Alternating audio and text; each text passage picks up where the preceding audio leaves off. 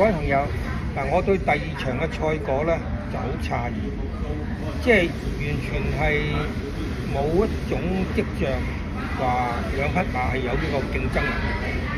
咁而跑出嚟嘅賽果咧都好愕然。咁我咧就有啲不服氣啦。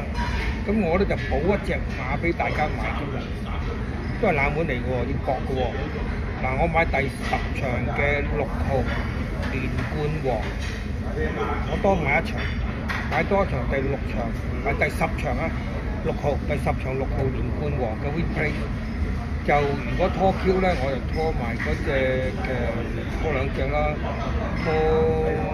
即係嗱，佢睇起上嚟好似冇得輸咁樣嘅嗰隻嘅超勝無敵，同埋即係佢話啫嚇，仲有一隻嘅勁進區，呢兩隻都係有啲威脅嘅，我就買連冠王啦。